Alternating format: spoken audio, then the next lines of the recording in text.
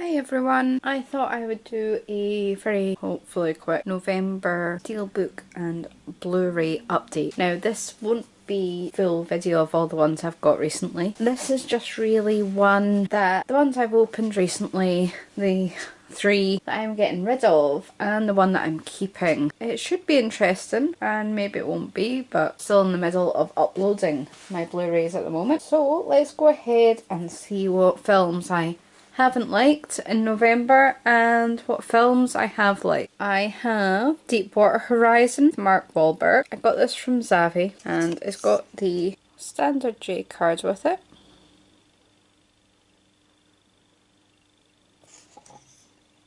Now I actually really enjoyed this film. I thought to begin with I wasn't going to enjoy it. It is one of those films, J card comes away easily, that you think quite a slow burner, and it has that tendency to be either deadly slow where you think, actually is this film going anywhere, or it builds up slowly while at the same time keeping your interest. So this is just the basic steelbook at the back there, which makes a hell of a lot more sense when you see the film. When I initially saw this I was like, is that the best they can do? But it makes sense once you've seen the film.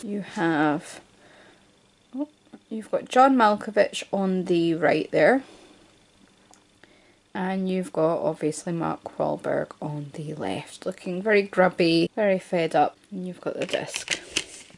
So this film is worth seeing actually. It does come recommended, I would say.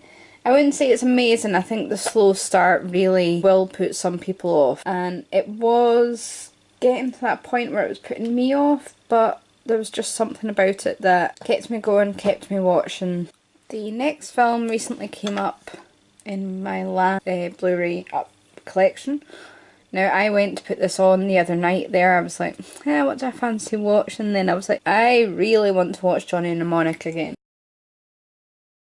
Which was the whole reason for buying this. And I thought, right, I'll watch that. I put it on. What happened? I got what would be commonly referred to in computer terms as the blue screen of death. What I did not realise, or what I'm not sure if I realised or not at the time of purchasing this, that this was region A locked. Now, round about the same time as purchasing this, I'd had quite a lot of luck. I'd got Dogma, which was a completely different region. I'd also got Sliding Doors, that was a completely different region. And I'd also got A Walk in the Clouds, which was, again, a completely different region. And I tested all of those and thought, these all work. But I don't know if because this had the Jagged Edge disc in it, which it still does, if this put me off actually testing it at the time of purchasing or what, I don't know. I was kicking myself because I should have tested it at the time of purchasing and realised that it wasn't region B, which I think the UK is. I've ordered another copy on eBay which says it's region B because I'm just desperate to watch it again. And I think I'm going to sell this on, try and see if I can get something back for what I paid for it at least. But I'm so disappointed because I was looking forward to watching that. Hopefully my region B one comes soon, or I have to buy the DVD all over again because I put that down to the charity shop. Now these next two, I have a feeling they may be unpopular opinions, quite frankly. So first of all, we have the remake of The Mummy with Tom Cruise. Now I pre-ordered this was an HMV exclusive. It wasn't Zavvi, it wasn't Amazon, it wasn't anything like that. This and the next one coming up, I pre-ordered these thinking I love the original, well, the 90s Brendan Fraser, Rachel Weisz mummy films. It's not the original. I enjoy those and I thought I'll probably like this since it's considered a reboot. Now, this is crap. To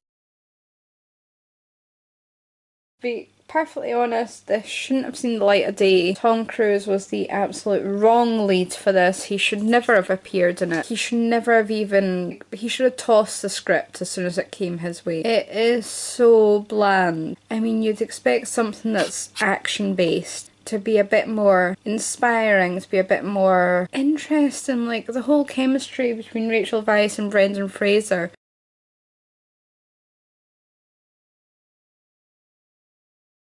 there was just nothing between Tom Cruise and that little blonde annoying woman who was in it. I didn't even make it all the way through this, to be honest with you. It was that bad. I'm not going to take the J card off easily because it's got those little cement glue things. That is the back of the steelbook there, which I'm sure makes sense if you've actually lasted to watch the film all the way through. And inside you have your backing, you've got the Blu-ray disc, and you've got the 3D disc. I was actually looking forward to seeing this, and I'm really disappointed that this wasn't good. I thought I lasted about an hour and I just gave up. I couldn't be bothered with it anymore. It wasn't inspiring me. I was bored. I was like just looking anywhere else but the screen. And I don't know what it is about Tom Cruise. I used to love Tom Cruise. I used to be the biggest Tom Cruise fan. There's something about him now. He's just lost what he once had for me. Now this last film, I think is gonna be an unpopular opinion with some people, and I was looking forward to this. This was the other one, pre-ordered from HMV. Thought this is gonna be amazing. It's not gonna be your Thor or your Captain America or your Iron Man, anything like that. It's actually gonna be good. Now the recent superhero films, Avengers, Justice League, all those kind of spin-offs and everything like that, I haven't liked. I can't remember the last one I actually did like. I didn't like Thor, I didn't like Batman vs Superman. I haven't liked a few of these, but I thought this sounded good. I'd seen a couple of snippets of like the kind of beginning. For some reason it reminded me of Xena Warrior Princess, if you remember that. It also, like, even when watching it, it still reminded me of Xena Warrior Princess. But again, it just had nothing. It had nothing to inspire me. It had nothing to grab my attention. It was so disappointing. And I think from looking at reviews that people have left, from talking to colleagues at work, everyone seems to rave about this. And I just don't get it. I don't know if it was something about the actress in this, or if it was just, I don't know. I can't explain like how I feel about this, really. It's so disappointing, and I wish it had been better. I do wish it had been better, and that I'd actually stayed and enjoyed it instead of purchasing the steelbook. I mean, that is a nice image as well. That is a decent image that sums up who Wonder Woman is for so many girls out there. This is your inside. You have your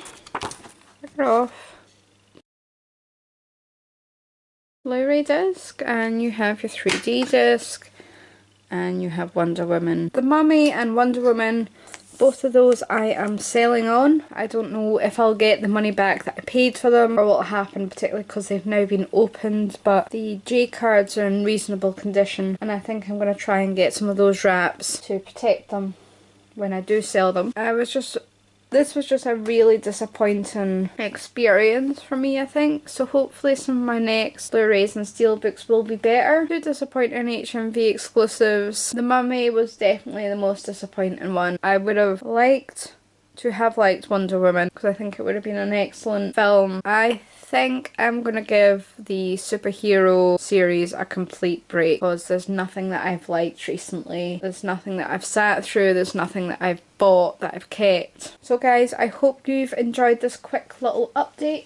I'm gonna try and get this uploaded and push back some of my other scheduled videos and get a quick little update and a quick little Michelle opinion, or Misha opinion, I suppose. But I hope you've enjoyed this, and I'll speak to you soon. Bye!